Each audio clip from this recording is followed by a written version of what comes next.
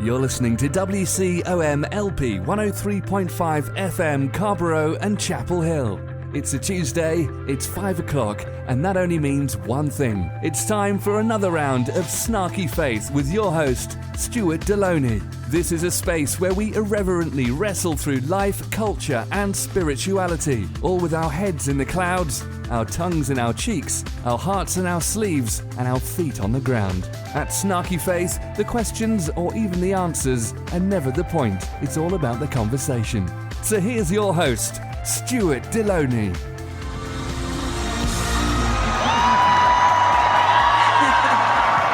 Happy New Year! I just want to take a sip of tea if they'll let me. They told me there would be tea.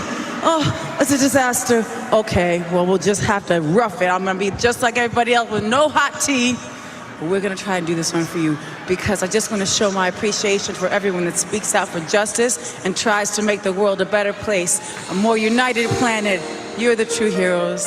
Aw, well, thanks, Mariah. I really appreciate you giving me a shout out during the New Year's Eve. And really because of that, can someone get this girl some hot tea? Please, come on. You know she's going to be lip syncing her heart out. Oh, New Year's. And hey, Happy New Year and welcome to another round of Snarky Faith Radio. I am your host, Stuart Deloney, ringing in the new year now. A little less new. We've kind of lost a slight bit of the new car smell to 2018, but we made it. We're here. Oh, yes, we escaped 2017 relatively unscathed. We may be a little more jaded, a little more cynical, a little more crazy, but guess what? There is this hope in the new year. There's a hope that things can change. There's a hope that things can be better. There's a hope that we don't repeat the same problems and situations that we created in the last year and many years before that. So what I want to do this hour on our show is do a little bit of looking back, a little bit of looking right where we're at, and then a little bit of looking forward to the rest of this year. And when I begin to talk about where we've come from and where we're at, what I want to talk about is something that we often talk about here on Snarky Faith Radio. That's right. We're going to be talking about the White Evangelical vote. I know, it's so sexy. That's why I'm bringing it up. Yes. What I want to do is do a dive here into what brought us to this point of Trump sanity that we find ourselves in. And much of that is to the credit and the chagrin of white Christian America. Thank you, white people, said nobody. But really. So the first story that I kind of want to dive into that we're going to be looking through, it's from the Washington Post. It's by Sarah Pulliam Bailey, called How Nostalgia for the White Christian America Drove So Many Americans to Vote for Trump. Now, I know you've heard me talk about this over and over again, really being able to try to dissect, and for me personally, my own sanity, figure out how we got to this place. And so for our argument today and in our conversation, what I first want to do is remind us what brought us to this point. What brought us to the place that we are standing right now in this crazy culture and climate that we call America? And I want to just start by just giving a little bit of facts and figures, and this comes directly from the article. And so I'm just going to go ahead and quote this. I'll do my finger quotes in the air. And it goes like this: 74% of white evangelicals believe American culture has mostly changed for the worse since the 1950s, more than any other group in America, compared with 56% of all whites, according to a 2016 survey by the Public Religion Research Institute. In sharp contrast, 62% of African Americans and 57% of Hispanic Americans think the culture has changed for the better, the survey said. So again, this is my pause and my aside here. We're seeing a very big divide in voters, especially when it comes to ethnicity in America. Surprise, surprise. Continuing, the article says, with his promise to make America great again, Trump appealed directly to this sense of disposition. And the 81% of white evangelical voters voted for him, according to exit polls. And this, again, is from the article. You think back to the 1990s, and conservative Christians could throw around the phrase moral majority, and there was a kernel of truth to that, said Robert P. Jones, the chief executive at PRRI, and author of The End of White Christian America. He goes on to say, even in 2008, they could say the country is on our side, which is referring to the same-sex marriage issue that was going on back in 2008. And that's changed so quickly in this last decade. The election hit on fundamental questions about what America is and should be. I want to say that one more time. The election hit on fundamental questions about what America is and should be. And when we begin to talk about that, we are kind of standing in the middle of this ideological war. And when I say an ideological war, here's what I mean. We have two separate groups of people, and I understand it's not so binary, it's not so black and white, but for argument's sakes, for the vast majority, it is. And each of these sides has a distinctly different vision of reality and the way the world is today. And because of those distinct differences in how they see the world, it leads them to consume information, facts, figures, news, all of that kind of stuff through their warped lenses. And as we've seen before the election, before Trump got in, and with Trump's assault on the media that was raging all year long, like his case of hemorrhoids, we begin to see this turning, this pushing towards an alternative truth, this pushing towards alternative facts and in things like fake news and what Trump has done with his base, which again I'm going to remind you, his vastly white evangelical voters. What they have done is create a distrust for truth and facts. And when you create a distrust for truth and facts, it creates a vacuum for something else to fill those. And again, that's how we saw like the rise of fake news, the rise of people being unreasonable when it comes to science, facts, figures, especially like when we look, almost a year ago now when the president was sworn in, where he's saying this is the biggest crowd ever to see an inauguration. Well, the rest of us had eyeballs, and we could see the difference between those two things. But still, they continued to claim that that was like the biggest inauguration of all time, of all history, basically the biggest one in the entire universe. Screw you, aliens. And so we are in a very precarious situation when we begin to see this. We begin to see this desire to kind of go back to the Andy Griffith, aw shucks days of like the 1950s, which, if you were to ask anybody else, we are looking, when people look back and see somehow the 1950s as the utopia, the greatest moment in America, the back when everything mattered and people weren't pedophiles. Oops, wait, no. That's probably back in Roy Moore's prime for his good old molesting days, so I'm not quite sure how that fits into it, but I don't know, I digress. Because remember, facts and figures, they're the enemy of making a point. At least that's what Trump has taught us. And so we look back into this, especially Christians look back into the kind of Norman Rockwell or Thomas Kincaid art. I don't even like to call what Thomas Kincaid does as art. It's more just kind of Christian masturbatory gobbledygook, because I really am trying to censor myself when I'm saying this. And so when we begin to look back upon this, we see this vast majority of Americans, especially Christian Americans, looking at this idealized past that as things have moved forward in the future, they continue to idealize it more and more. But the problem is when you look back at things like this, when we want to look back and hearken to the glory days, what we tend to do is we tend to forget about all the other stuff that was going on back then. We tend to forget about all the stuff that was messy, the stuff that really wasn't cool, like hello, civil rights movement, which is aces.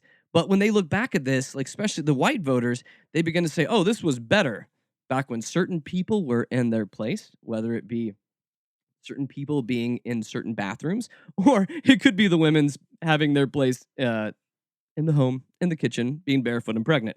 And of course, you're listening to a show called Snarky Faith Radio, so I'm reading this with very thick sarcasm to prove the point that I'm getting to. And when we begin to think about life in the rearview mirror, when we're only relying upon memories, the human brain tends to do one of two things. We tend to either make them more positive or more negative. That's just kind of how memory works. Memory isn't always the best indicator of truth because we have this thing that humans all do. We have emotions. We have biases. We have our own lens and ways we like to look at things. And so the idea that we're hearkening back to a time that we can never go back to, So let's go back to the time when there was no internet. When we have made so many strides from that period. The idea of being able to kind of like go a la carte on what we want for the present reality right now, it's not only ludicrous, it actually ends up being kind of sick. And one thing I will even comment to the Christians that like to continue to say that was somehow the best time in American history. One thing I know that God calls us to in the Bible is to be very aware and awake in the present. And if we are constantly looking back, we are not aware and awake in the present. And that is very problematic for many reasons. One of those, it means we cannot see where God is at work right now and right here today in the world. We're constantly looking back to the past monuments, the past things that we like to cherish and we like to champion. But on top of it, it keeps us from engaging with the problems that are present with us right now. Climate change, anyone? Anyone kind of feeling this cold snap where we started off the new year with record lows in temperature? And I know our president tried to say that, oh, this proves that global warming isn't real. No, there, Donald, that's not how it works. The idea behind climate change means that as we continue to affect the climate, we are going to begin to see more extremes in weather, more extremes in temperatures, which could mean hotter summers, colder winters. And if you're living anywhere in the Northeast, you are feeling that right now when we're seeing temperatures of -20 and -30 at this time. And that is insane. Absolutely insane. Or at least for me, because, oh my gosh, why would anyone live there? But that's a whole nother show. And really, only my opinion. And the article from the Washington Post just continues on talking about how there's a certain grieving in white evangelical circles, especially when we've seen from that glory day, that nostalgia thing from the past that they've seen church attendance drop. They've seen it drop significantly from the 1950s. And so in many ways, this becomes more about being able to sustain the institutions that you care about. The problem is, when folks do this, they tend to blame culture and not the church. Somehow culture changed, church didn't, and it's culture's fault that Christians' influence is waning, that church attendance is waning. And the biggest problem is you're blaming the wrong thing. See, I'm going to just kind of lay this out again in simpler terms. The church didn't change, culture changed, so therefore, in their own rationale, they go to say culture is bad, church is good. But the fact of the matter is, the world keeps spinning, life keeps changing, and we continue to adapt and evolve in a changing world. You can't press the pause button on life. I know when I hear people get mad about, oh, we're living in a globalized society and that's a bad thing. Well, guess what? Let's go back to the beginning of time where you had some tribe and another tribe happens to meet them. And they begin to trade amongst each other. So immediately, the world just got bigger. Now, as those two tribes are trading with one another, they meet another tribe. And now the world just got bigger as well. They are beginning to expand on what it is to be human. Because ever since then, between when one tribe met another tribe, and now where we're at, where we are connected like we've never been connected before. We have the internet. We have businesses crossing geopolitical borders to do business.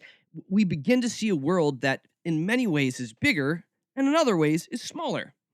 We are a more connected globe. So when, let's say, the United States consumes too much, it comes at a cost of somebody else. When we burn too many fossil fuels and we begin to pollute the environment, it doesn't just affect us, it affects other people as well. Do you remember back when there was a tsunami that hit Japan and they had a reactor go nuclear? And I remember this. I was living on the West Coast, and we were told that we weren't even supposed to buy milk because the cows in Washington State had become irradiated because of what happened in Japan. So what happened in Japan affected us on the West Coast. And see, I don't think that's a bad thing. And I don't think that's a thing that is anti-God for us to see that we are one world and we are connected for better or for worse.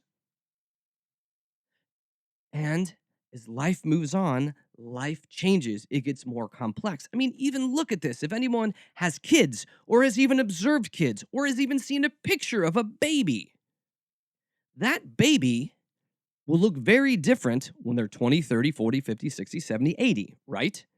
So we as humans are hardwired to change.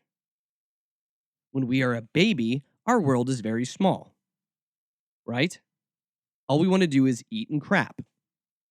And those two things will either bring us joy or displeasure. Now, as we begin to get a little older and our brain develops more, the world gets bigger. We look around. We begin to become verbal. We begin to walk. We begin to get more tactile with our fingers. And so we begin to realize cause and effect as a child. If I drop this, it breaks. You know, because there's always those little kids. I always remember this where you'll be playing hide and go seek with them. And like, it's usually like 5 or less. And if it's more than age 5, you probably may have some issues where the kid will literally just close their eyes and think they're hidden. Like it's the way for them to realize the universe, how it works. That the whole world does not revolve around them. So that idea of I close my eyes, no one can see me. Why? Because I can't see me and I can't see anything else. Thankfully, we grow up and begin to realize that that's not how the world works. As we get older, we move out of our parents' house, we get a job, we go to college, we do different things, and we begin to see our world change and expand. We grow, we learn, we adapt. So this whole idea of wanting to freeze frame the past is something that is anti-human. We are always growing. Which begs my bigger question for the white evangelicals that want to hold to this nostalgia, this fake nostalgia of the past. Have you quit growing? Have you quit learning? Have you quit observing the world that is dynamic around you? And as a Christian, you are called to continue to engage with the world around you. Now, I say engage, I don't mean shout at, tear down, name call, and do all of those things. Because that's more standing at it from a critic's perspective.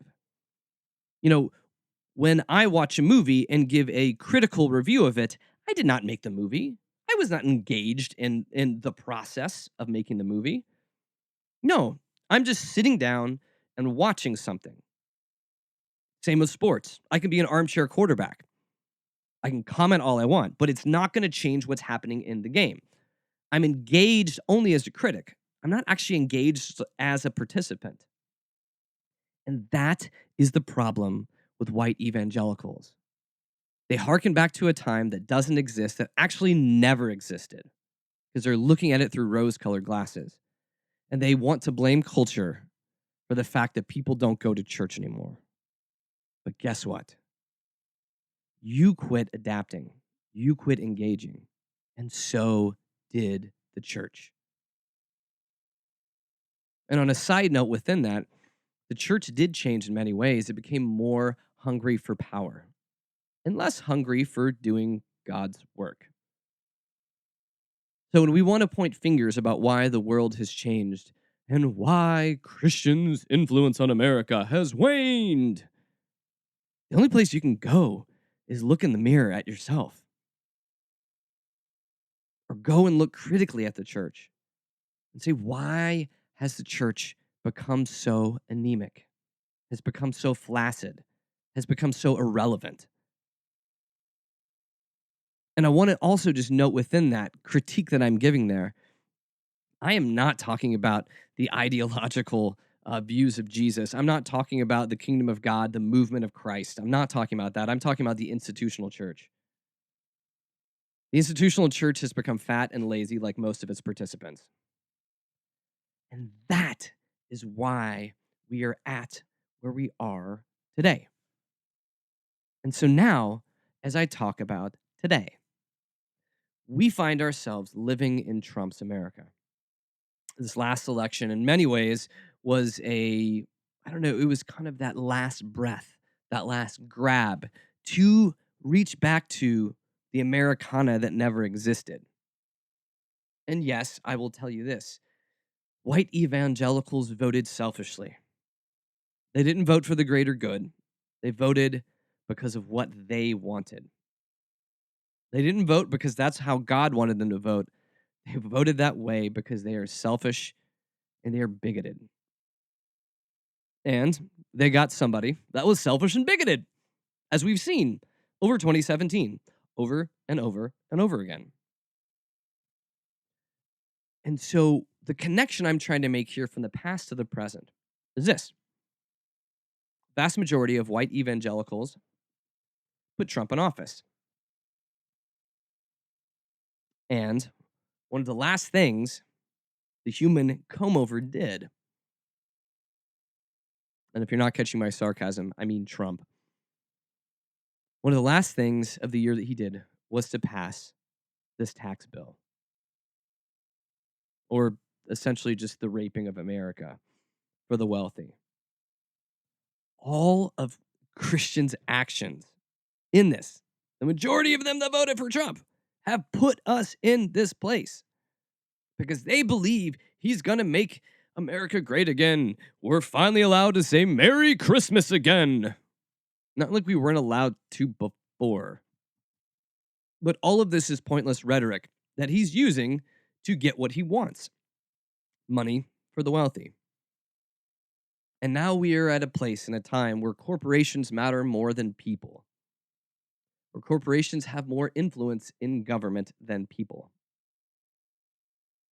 Where the we the people is now really we the corporation. We elect officials who don't really seem to care about the common man. They seem to care about their own influence, their own power, their own money, and really just getting elected. And because of that, they have been lobbied so hard and they have rolled over so much. Now, this is where we're at, where people don't matter unless you're wealthy or unless you're a corporation. That's all that really seems to matter in the world that we stand in today. So let's talk a little about this. Let's talk a little about this tax plan as it moves forward. This next article that I want to use to kind of frame the conversation is from Time Magazine, and it's called The Koch Brothers Have a Plan to Make the Tax Bill Popular by Philip Elliott. And you may be asking yourself, Stuart, what does this have to do with talking about faith in America? This has everything to do about talking about faith in America. Because the white evangelical voters have been either implicit or complicit in this. They have either allowed this or they have charged head forward towards this. And none of this has anything to do with the ways and the teachings of Jesus. So they will say that they vote because of their faith. But if you look at the scriptures, if you look at the heart of God, none of this makes any sense. It's delusional. Actually, to call it delusional would be a cop-out. They know what they're doing. They know why they're voting.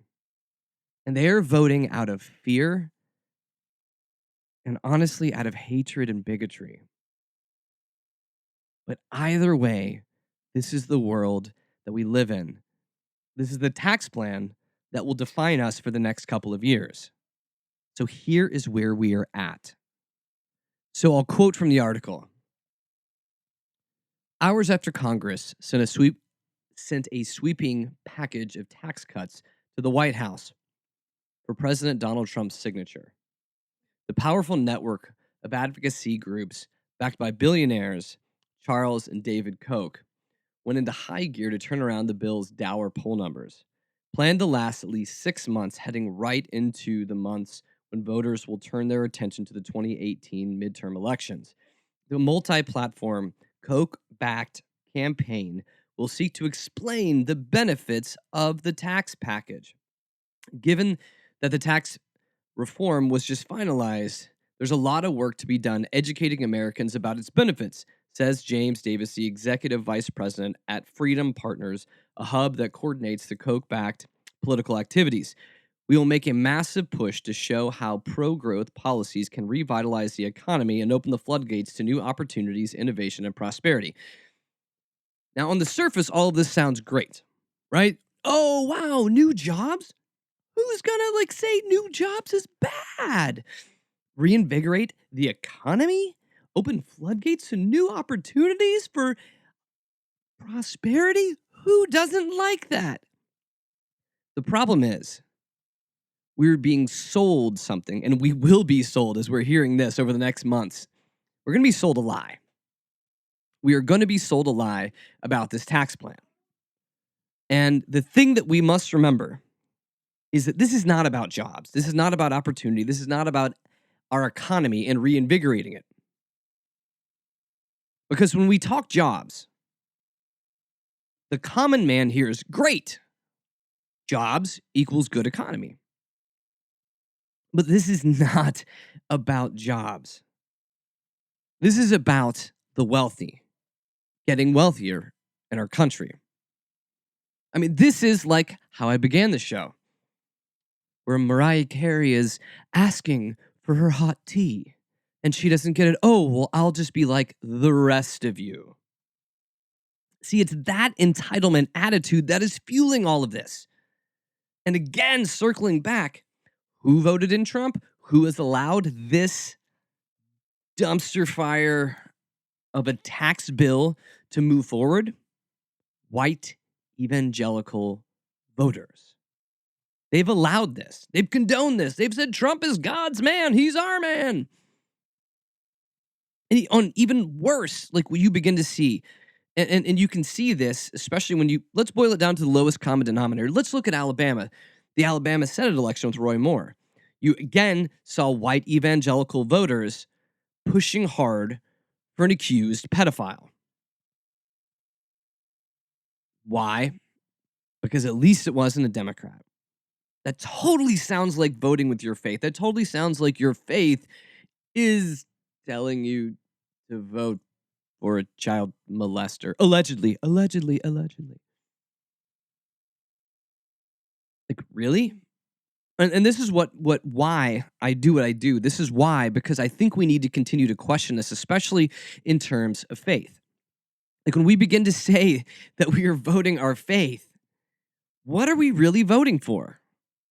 I think we're voting for our own preference. I think people are voting for their own pocketbook. I think people are voting to push people down so others can rise up. I think that's kind of how it happens. And it reminds me of a quote by Dorothy Day when she said this. She said, "The gospel takes away our right forever to discriminate between the deserving and the undeserving poor." The gospel takes away our right forever to discriminate between the deserving and the undeserving poor.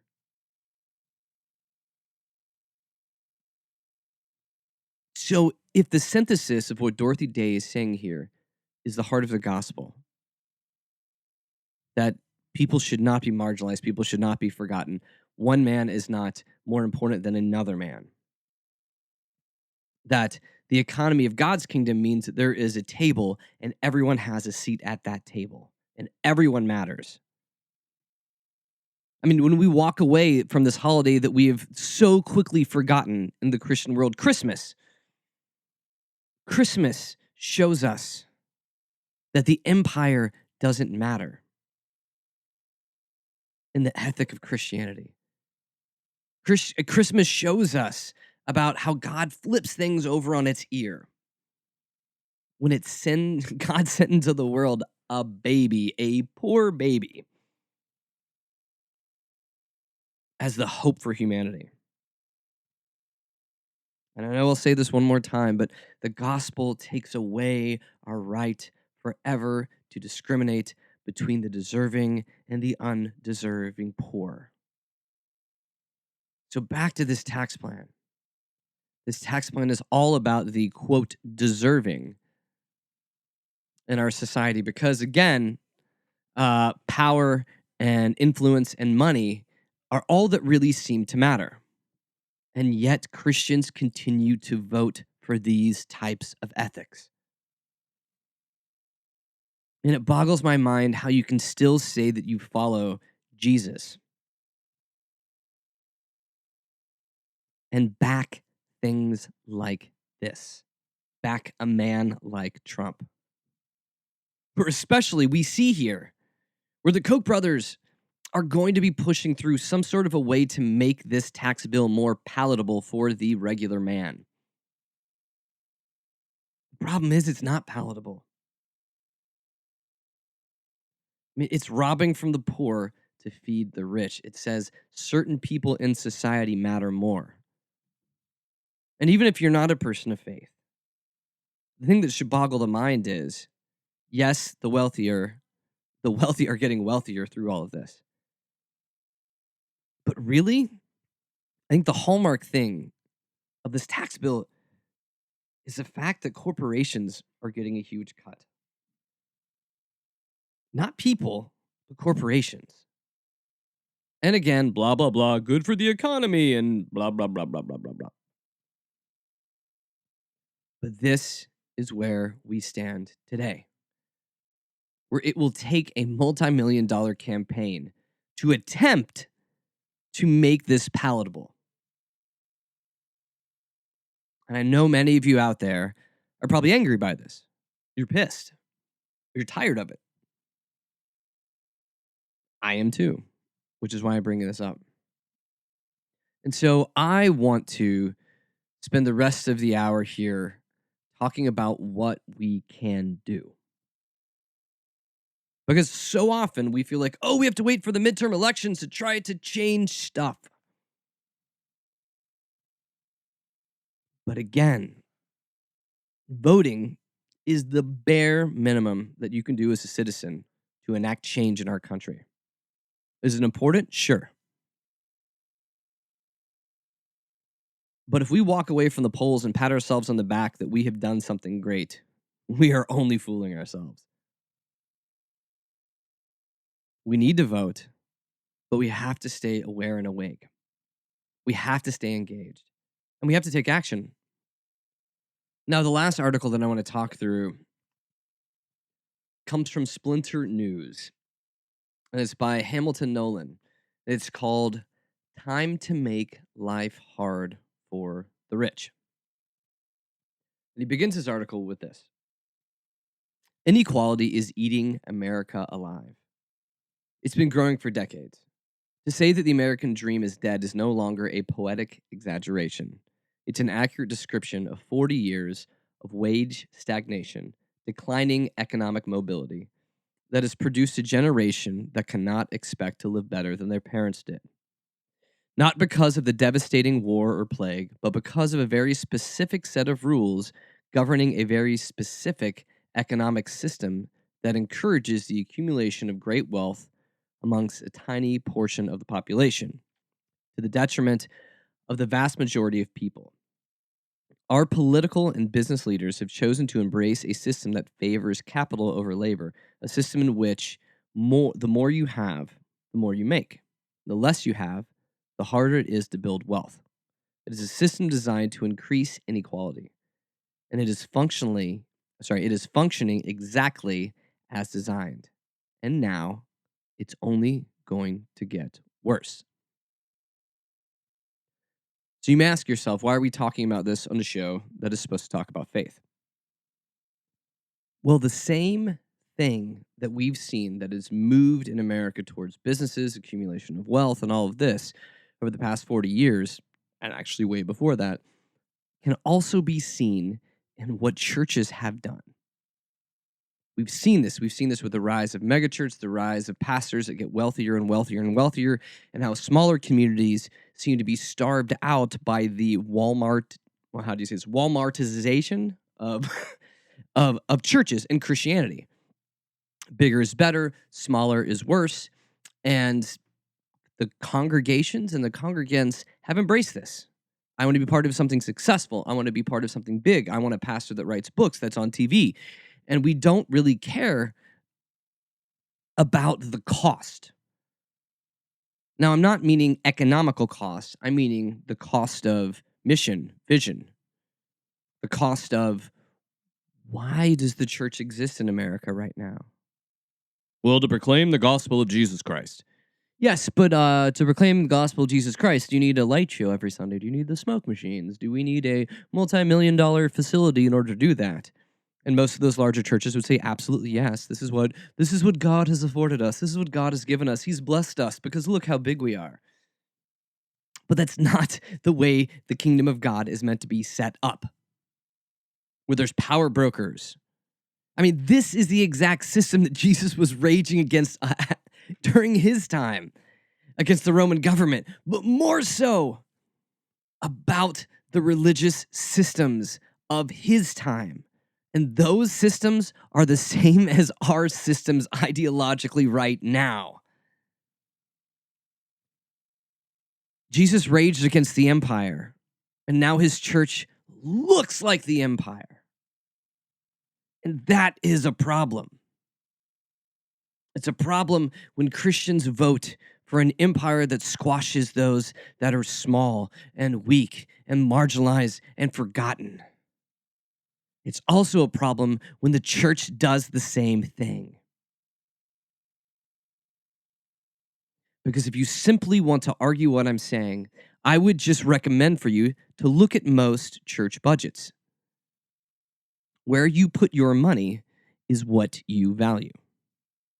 In most churches today, most of the budget goes towards the Sunday morning experience. It's not about the day-to-day work of Christ in the community around the church. It's about the show. And just like we're seeing here from the Koch brothers, they're about to put on a pretty big show to try to convince us that we need to like this tax plan.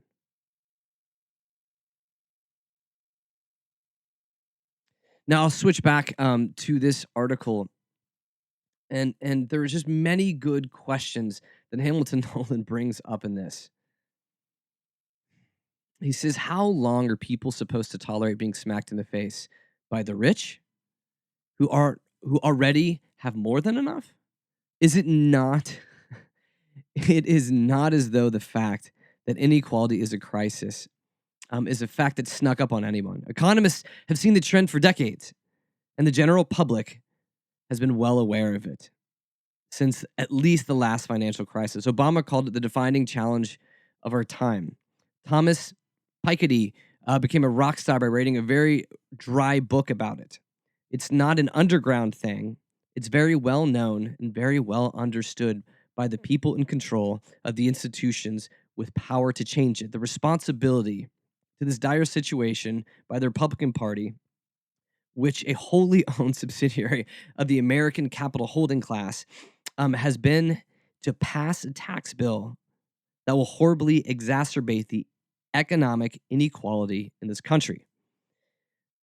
It is a considered decision to make a bad situation worse. It is a deliberate choice during a time when the rich already have too much to take from the poor in order to give the rich, which also includes Congress and our president, more. It's not a metaphor.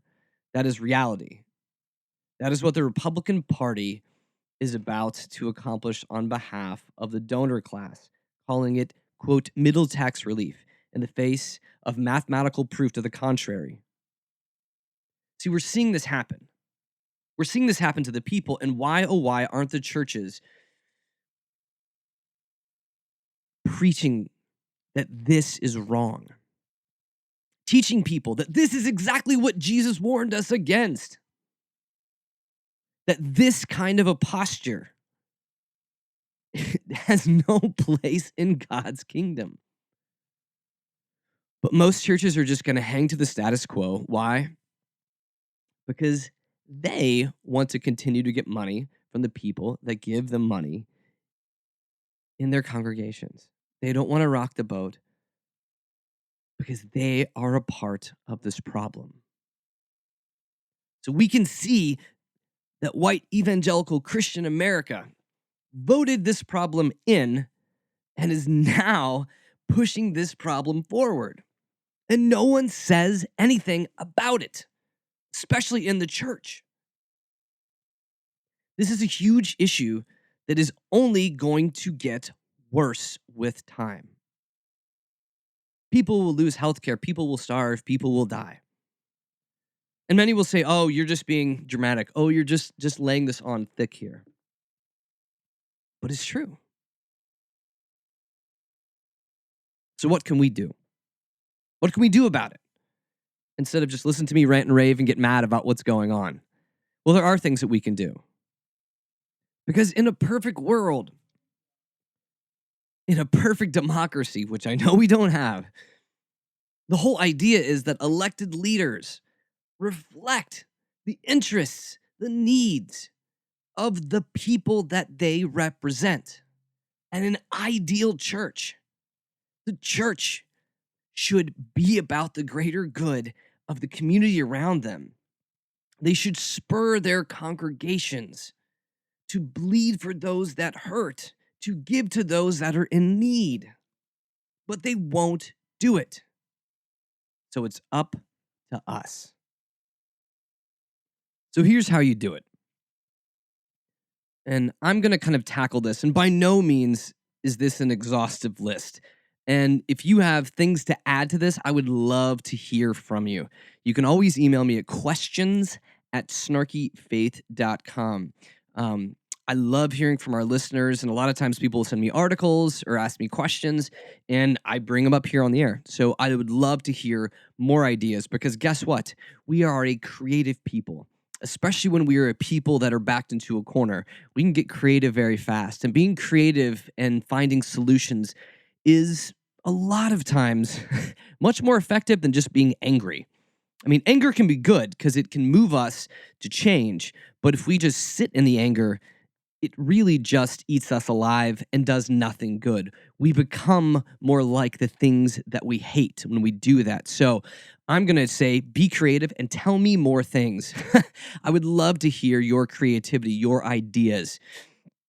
But from my own side, my own mind in this, I see this as a two-front attack. One, there is really how you personally live your lives. Like on a personal front, on your community front, on your neighbor-to-neighbor front, in how you live life. Get involved with those that live around you. And I know this sounds so simple and basic, and I know if you're a listener of the show for any period of time, you've heard me say this so many times. But when we go back to the words of Jesus, if there are those amongst you in need, make sure they are taken care of. Now, I don't know where you live.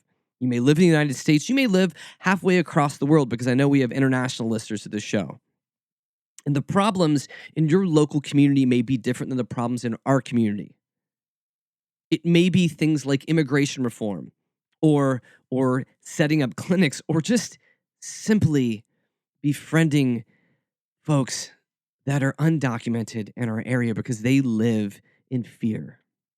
It could be as simple as helping out at homeless shelters. But the main point of what I'm saying is this. If the gospel tells us anything, the power that we have is to invest our lives in the lives of other people. Is for us to be able to pour out of ourselves in order to help give people dignity and give them a hand to pull them up from where they are at. So begin to look. Because I think one of the biggest problems that we have right now in our culture is that we are busy. We are so busy that we run from one thing to the next. We are constantly trying to pack more and more into our days. And in the course of doing that, we tend to live with blinders. We tend to leave our house, hop in our car, drive to our next location, run inside, go back to our cars, drive back home. And in the midst of that, in the midst of being in and out in your community, we don't see where people are suffering. And if you are an inherently spiritual person, begin to ask. Ask God to open your eyes. Where is there injustice? Where are people suffering? Where do people need help? And when I mean this from a very humble place. I don't mean help like being the white savior that goes into an area to be able to help people, to tell them how to fix their lives. No, people that go in to places to get to know people, to live life with people, to listen to stories and have them hear your story. Because when we talk about all this income inequality, what begins to happen is we boil ourselves down as an American culture into the wealthy class, the middle class, the working class. We become some sort of a weird stereotype where we can't see each other's humanity anymore. And when we've done that, I think that we've lost so much. There's so much more to us than the labels that we like to apply to people. So get out of your comfort zone. Change your rhythms and patterns in lives. Get to know your neighbors. Become awake and aware of where there is injustice and suffering in your communities. And go into those places and invest your life in those people. Because you can do that. And we all should be doing that. And so we have our personal lives is one front. And I'll call this second front just kind of our activist lives. And much in the same vein as what I just listed, get involved. If there's rallies and protests, go to those. Sure, they're good. But what happens after the protests? What happens after the rallies? I mean, they're good because they create awareness. But get involved with grassroots organizations in your areas. Now, I don't know what those problems are or what are those pet projects that tend to rattle you when you hear about them. It could be income inequality. It could be discrimination. It could be bigotry. It could be all of these. But what are those things that really irk you down in your soul and your spirit? And go invest your life in changing that. Get involved with different grassroots organizations in your areas.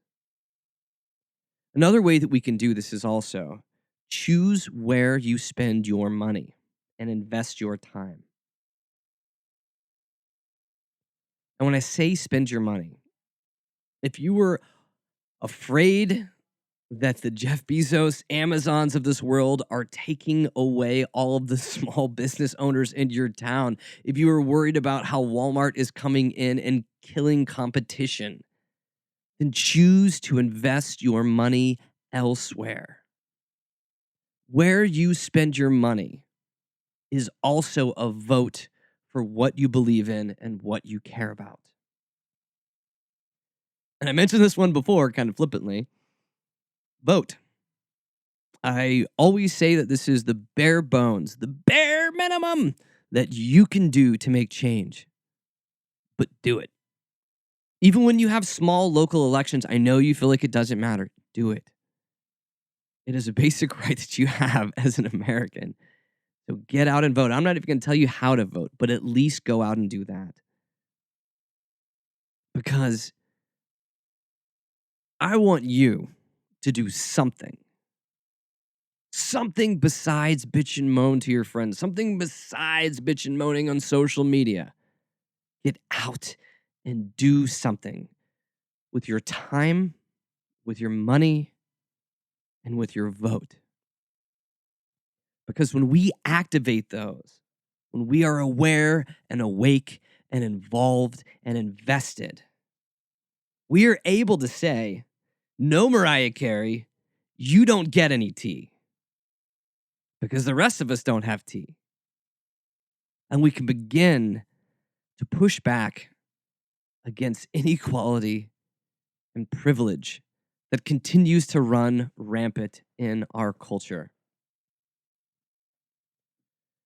And for the faithful, all of this that I'm listening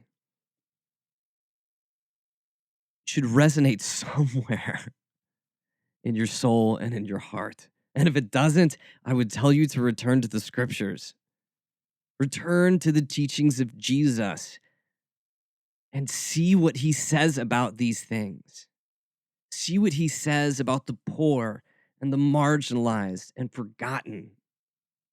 Because if you, the people of faith, do not realize that the poor and the marginalized and the forgotten are very near and dear and close to the heart of Jesus, if you don't know that, if you have lost that, you've also lost Jesus in the matter. You've lost your way. And you may still call yourselves Christians and you may still go to church on Sunday, but you've lost the heart of Christ. And when you've lost that, you've got nothing left. Well, that's all I've got this hour. Thank you so much for listening. Thank you so much for being a part of this. As we end this broadcast, just a reminder that you can catch us on podcasts at www.snarkyfaith.com. We're also on Facebook and Twitter. Stay awake, stay alive, stay engaged. And I will send you off with grace and peace until we meet again next week. Thank you so much. WCOM is listener-supported community radio, and Snarky Faith is only possible through our sponsors.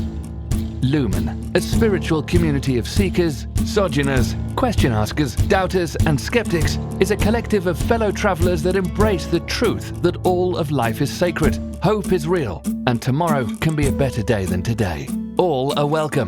You can find more information at www.lumencommunities.com.